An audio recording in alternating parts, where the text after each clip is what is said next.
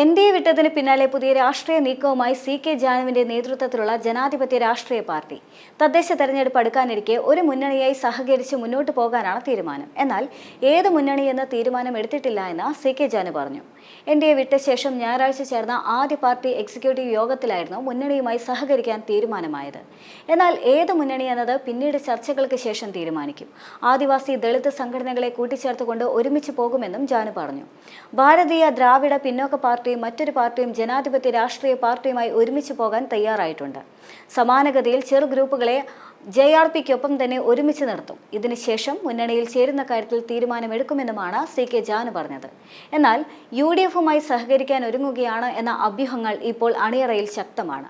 തദ്ദേശ തെരഞ്ഞെടുപ്പ് വരാനിരിക്കെ ആദിവാസി പിന്നോക്ക വിഭാഗങ്ങളെ സംഘടനകളെ യോജിപ്പിച്ചുകൊണ്ട് പരമാവധി വാർഡുകളിൽ മത്സരിക്കാനും നീക്കമുണ്ട്.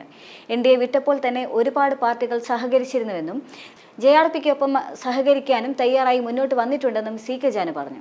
ഇപ്പോൾ ഭാരതീയ ദ്രാവിഡ ജനതാ പാർട്ടി JRPയിൽ ലയിച്ചു. ചെറുതും വലുതുമായ പാർട്ടികൾ JRPയുമായി സഹകരിക്കാൻ തയ്യാറായിട്ടുമുണ്ട്. ത്രിതല പഞ്ചായത്ത് തെരഞ്ഞെടുപ്പ് വരുന്നതിന് മുൻപ് ഏതെങ്കിലും മുന്നണിയുമായി യോജിച്ചുകൊണ്ട് പോകണമെന്ന തീരുമാനം എടുത്തിട്ടുമുണ്ട്. ഏത് മുന്നണി എന്നതിൽ അന്തിമ തീരുമാനം എടുത്തിട്ടില്ല. മുന്നണി സമവാക്യത്തിൽ വരാതെ സമരം ചെയ്ത് നടന്നു കഴിഞ്ഞാൽ ആദിവാസികളുടെ പ്രശ്നങ്ങൾക്ക് പരിഹാരമുണ്ടാവുകയുമില്ല. എന്തെങ്കിലും ഒരു രാഷ്ട്രീയ ഇടപെടലാണ് ആളുകളുടെ പ്രശ്നത്തിൽ ഉണ്ടാക്കേണ്ടത്.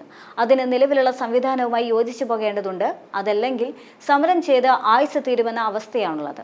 നിയമസഭയിലടക്കം ആദിവാസികളുടെ വിഷയങ്ങൾ ഉന്നയിക്കാൻ ശക്തരായവർ ഉണ്ടാകണമെന്നും സി.കെ. ജാനു പറഞ്ഞു. എൻ.ഡി.എ വിട്ട JRP LDF സർക്കാരിന്റെ സമീപനത്തിലും അതൃപ്തരാണ്. ഈ സാഹചര്യത്തിലാണ് UDFുമായി സഹകരിക്കാനുള്ള സാധ്യതകൾ പാർട്ടി പരിശോധിക്കുന്നതെന്നാണ് സൂചന.